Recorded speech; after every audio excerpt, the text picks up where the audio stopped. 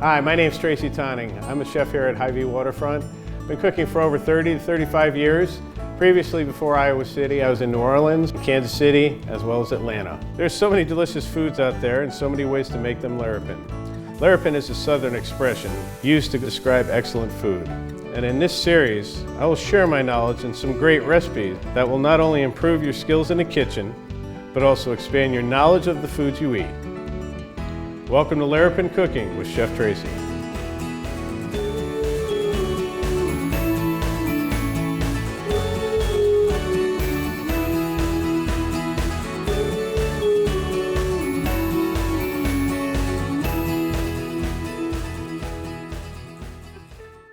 Today we're going to be making a ballotine of chicken.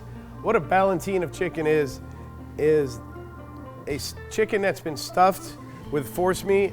It's not necessarily a galantine. A galantine would be a force meat wrapped with its own skin, so you wouldn't have any of the meat on the top. You would just have the skin right here and the force meat. But what I have here is a chicken force meat. Chicken, fresh herbs, highly seasoned, and it's all ground, and I basically mix it all together. And what we have here, completely boneless chicken, which I'm gonna season. My favorite seasoning, once again. You wanna season everything that you're gonna be doing. Since it's gonna be poached, you'll season it all the way, the entire bird. You have your breast and you have your legs. So you wanna go ahead and take that into consideration when we're gonna be slicing this later. I'll show you what I'm saying. You wanna have a little bit of dark meat and white meat in each one of the slices that you're gonna be doing. So we're gonna put it directly down the center of the bird.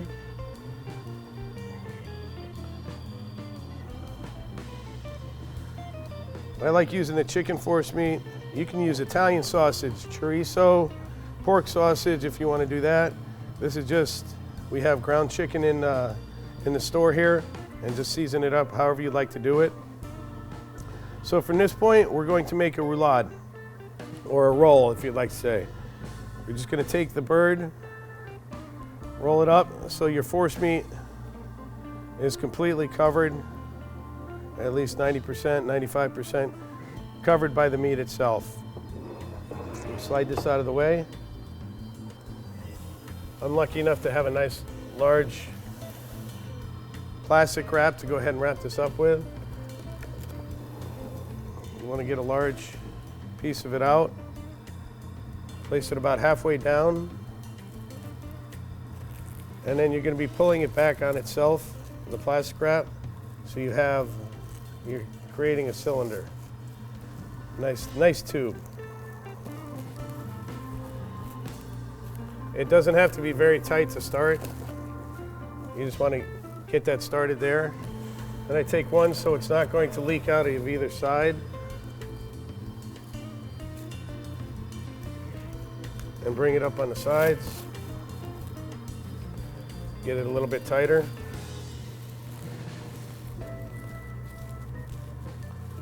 A nice round. And then you'll take some foil, large piece of foil. Start at the bottom. And this is what's going to get it to hold its shape a little bit better. To get it wrapped up, you want to crimp the ends, and you're going to tighten it on itself. So you have, this is what's going to make the nice tight cylinder. And that's basically it. You're ready to go with this. We're going to take this and put it in a pan so it's submerged in water. Be cold water, warm water. We're going to put it in the oven at 350 degrees. It takes about an hour and a half to 2 hours. You want to temp the inside of it. You want it to be over 160 degrees. We'll take this, put it in the oven, then we'll start working on what we're going to do with the rest of the dish. Now that we pulled the chicken out of the foil and the wrap, this is what you end up with right here, a nice roulade. We're going to slice this in a minute, start grilling it, but first we want to go ahead and have the accompaniment to it, peppers and onions. Get some nice tri-colored peppers here, some white onions for their sweetness. And I got a preheated pan. We'll put a little olive oil in there. I'm gonna crank it up.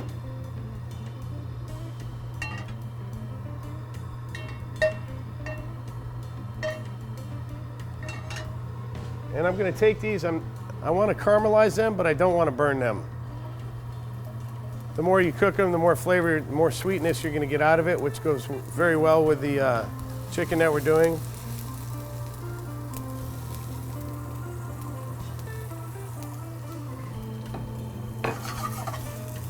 You wanna get them all coated with the olive oil. And you wanna start right from the beginning with some salt and pepper, just some kosher salt and black pepper.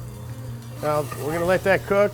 We're gonna come over and we're gonna slice our chicken, roulade, and we're gonna grill this off to give it a little bit more of a little bit more flavor. So you can see, I'm gonna cut it straight down the center. You can see the nice shape that you have. You have your force meat, then you got your meat around that. Go pretty good size slices here.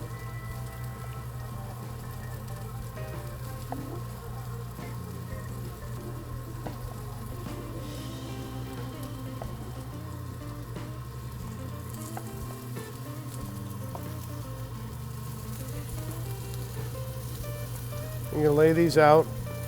You're gonna lightly oil them. Then we're just gonna put them on the grill to get a nice char mark to them. You see you're getting a little bit of brown to your peppers here.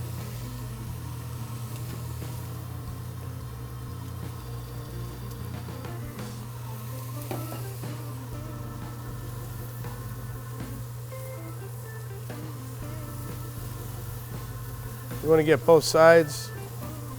It's gonna help from sticking. It's gonna get a nice, better grill mark onto it as well with the oil.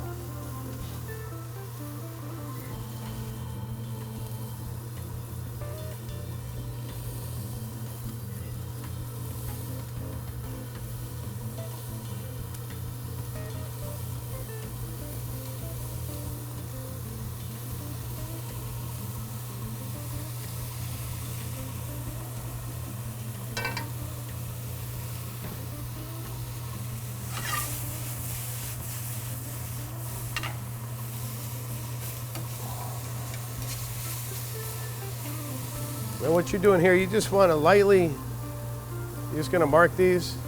The biggest thing about when you're grilling, if it's sticking like that one did, it's not ready to turn, it doesn't have a grill mark.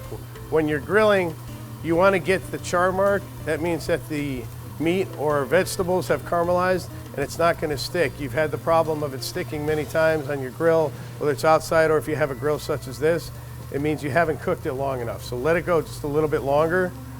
If it comes off easily, you see you got a nice little grill mark there. We're going to turn it on a little 45-degree angle. That one's a little bit sticky still. But of course, over the highest part of the heat, you're going to have the best marks on there. And your peppers. It's a nice fresh balance. You could do this with any type of vegetable as well. If you want to grill some squash off with these, it goes quite well with it. You get your grill marks on both sides.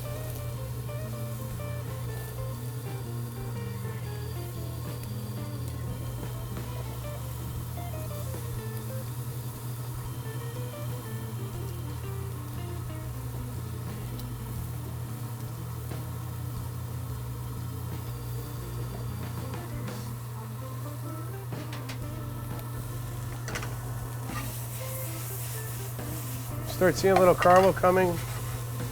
Just gonna add a touch of, it's a balsamic glaze that we have. It's a reduced balsamic, so it brings out your sweetness. So you have your sweet and your savory and a little bit of tart. You're gonna cover a lot of different areas of what you should cover when you're going ahead and trying to make a nice meal. With your sweet, your tart, your savory, and touch of bitter with your vinegar. So you get that coated, heat it all the way through.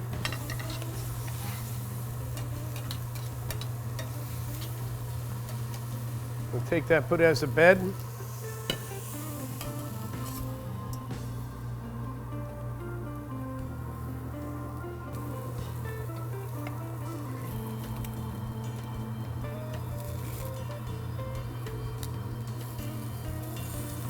a little bit warm.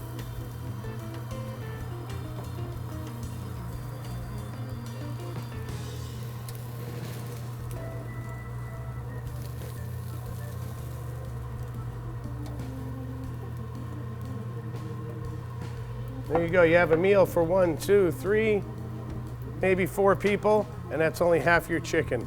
That's the other advantage of going ahead and boning out your chicken and stuffing it like that. It's a nice simple dish, works great for the summertime. You can take this that's left over with your other half, let it chill out. You can use it for sandwiches. You can go ahead and pan saute it, but it's a nice little different way of doing chicken. Enjoy.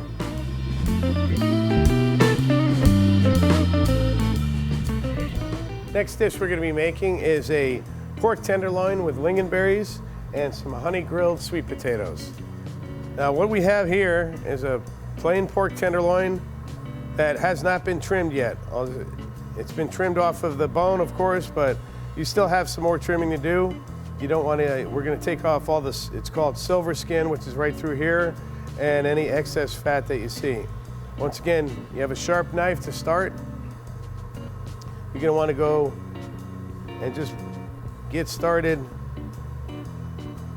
If you miss the silver skin the first time, it's okay. We're going to go back and get it. But you want to put the tip of your knife underneath your silver skin. You can see my knife is pointing up, and I'm just using a light sawing motion going through, and I'm going to go back on it. This is pretty much inedible, so you don't want to have that on your pork tenderloin. And we're going to trim this all the way down so there's no fat or the sinew or silver skin as it's called.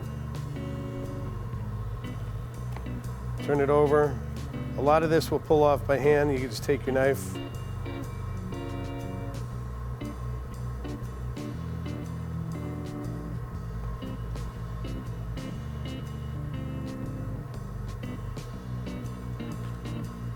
You don't want to go digging too far, but you want to get as much as you can out without changing the shape of the meat itself. There'll be a little bit of fat up here. You turn it over. You got a touch more on this side. You just want to go just under it with your knife and then come back on it.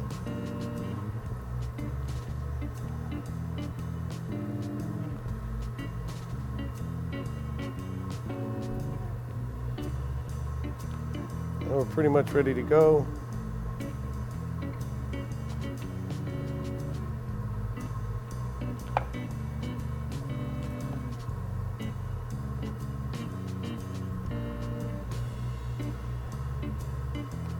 Last little bit.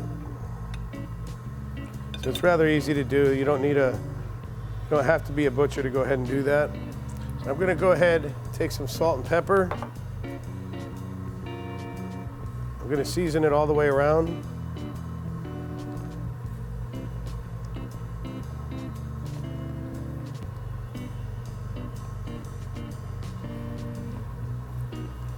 Roll it in there.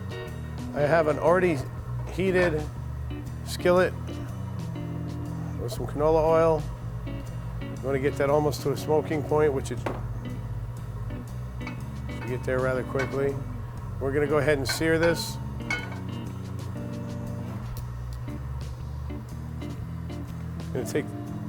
To simplify it, instead of doing the whole pork tenderloin at one time, it'll take a little bit less time if you want to go ahead and cut it in half. It's enough for 2 people if you're really, really hungry, or you can serve a lot more. You'll see at the end how much we can get out of this. You want to, when you're sauteing, you never want to just plop it in there because this grease is about 200, it's probably about 300 to 400 degrees right now.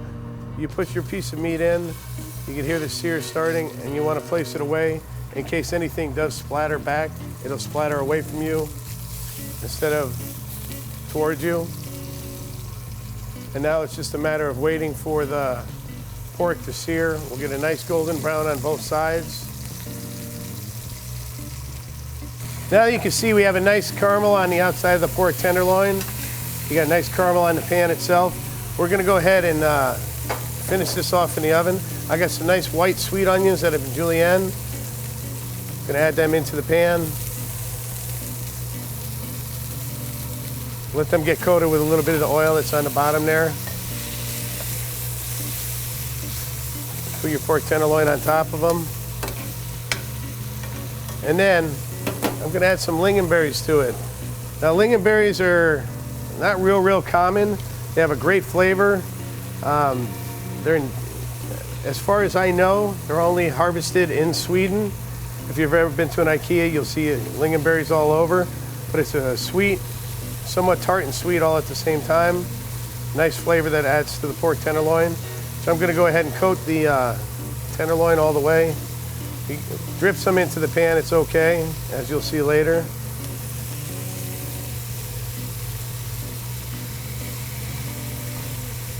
This is going to season your pork a little bit with that touch of sweet.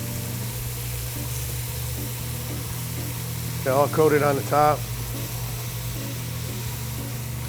A little bit more on the sides. Then from this point, I'm just going to add a few cups of water. We're going to put it in the oven probably for about 25-30 minutes until the pork is done.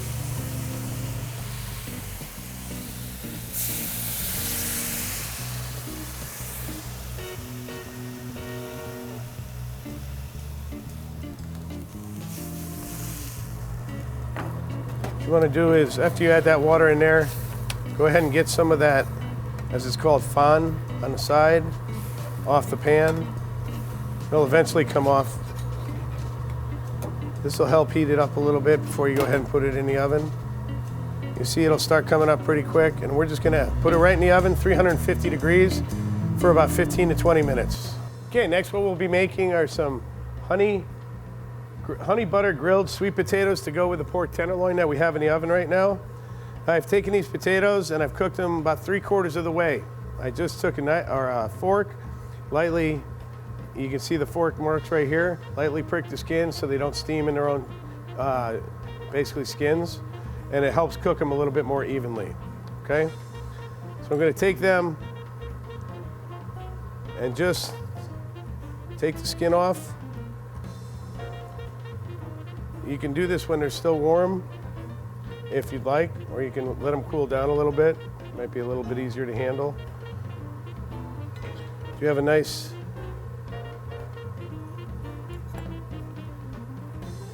all the skin will come right off. Don't refrigerate it because the skin will be a lot harder when it comes off. After you bake it, just let it sit at room temperature and then peel it. And if you want to refrigerate it from that point, you can go ahead and do that. So very simple. I'm going to cut nice thick slices.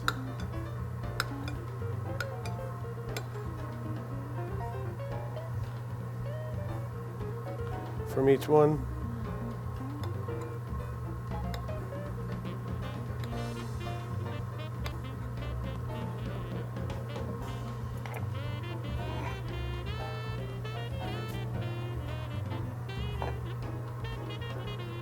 I'm going to lay these out on a plate.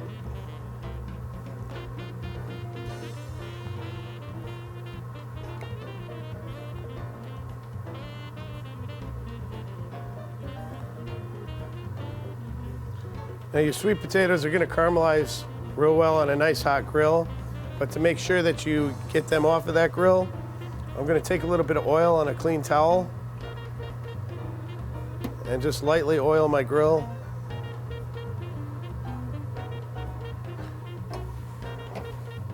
This is going to help them from sticking. Nice clean grill, and the oil will bring the temperature up just a little bit as well.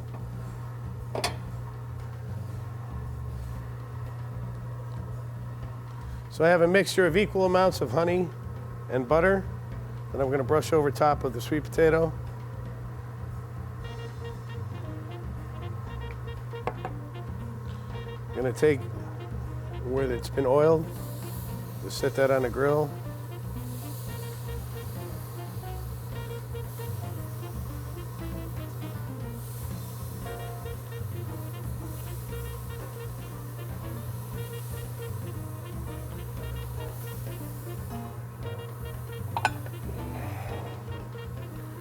Once again, when you're grilling, you want to let your potatoes cook, or whatever your product is that you're cooking, caramelize to the grill itself. This grill's been on for quite a while, so it's nice and hot, but you'll see they move rather easily, especially because they have the butter on them. And I've oiled the grill down, but I'm just turning them at a 45-degree angle to go ahead and get a little bit of a nice diamond-shaped mark on there. And then you'll want to do the other side as well. It's kind of cheating if you only do one side. Careful, you don't want to put too much on there because it's going to flare up and then it adds the carbon to the sweet potato itself, and you don't necessarily want that. It doesn't look real pretty. Let's see where we're at. You can either use a spatula or a pair of tongs. I find the tongs work quite well. And all you're doing is getting a nice caramel mark on the outside of the potato.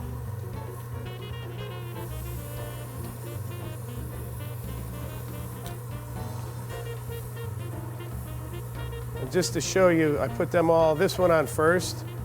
You can tell what part of your grill is not hot and what is. This one went on first and it doesn't even have a mark on it. So I'm gonna put it down here where it might be a little bit warmer. You have to know your hot and cold spots of your grill.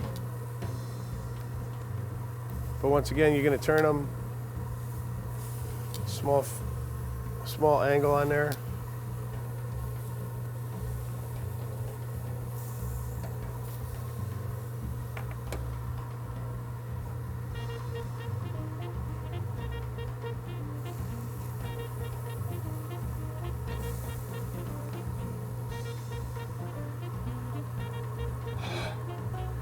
And they're pretty much going to be heated through once you get the mark on them.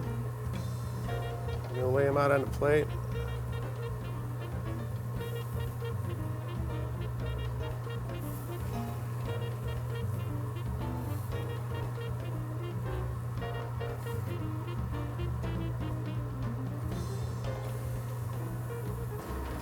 So now we've taken it out. I'm going to go ahead and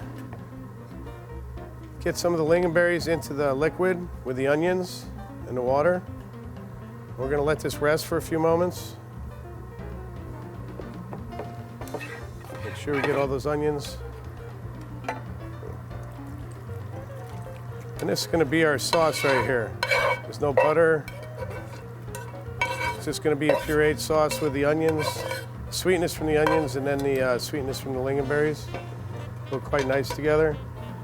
We're going to come over here and just take a regular hand wand or immersion blender.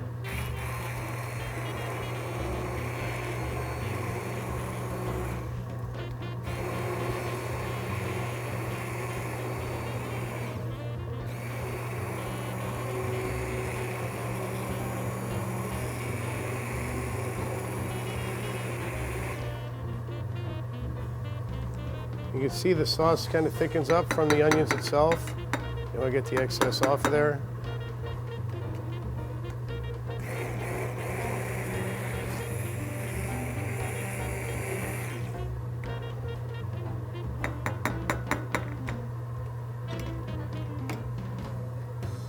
Reserve that here for a moment.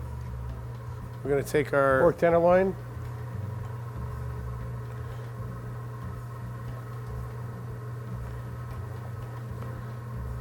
Slice them into nice medallions.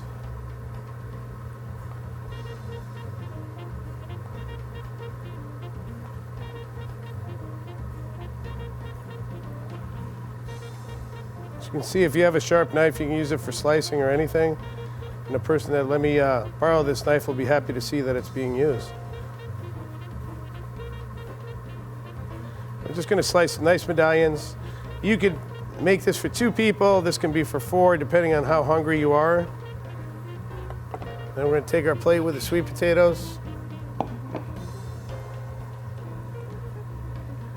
You want to fan that out. Go ahead and fan it out on this side.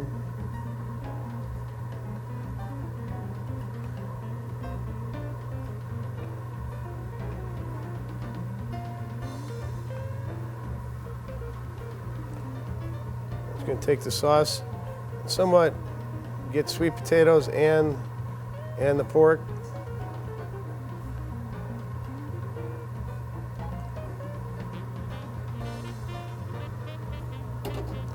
And then to finish it off, little rosemary goes great with pork and sweet potatoes. Just take a nice little sprig of that, set it in the center. There you go, you have pork with lingonberries and grilled sweet potatoes. Enjoy. Recap of today, we made a ballotine of chicken with roasted peppers and onions, a lingonberry pork tenderloin with honey grilled sweet potatoes. Thank you for joining me on Larapin Cooking with Chef Tracy on PATV, Channel 18. We'll see you next time.